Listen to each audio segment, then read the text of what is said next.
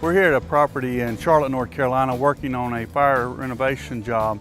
We've had to replace about 20 trusses. Interior of one apartment was completely burned up and it was gutted.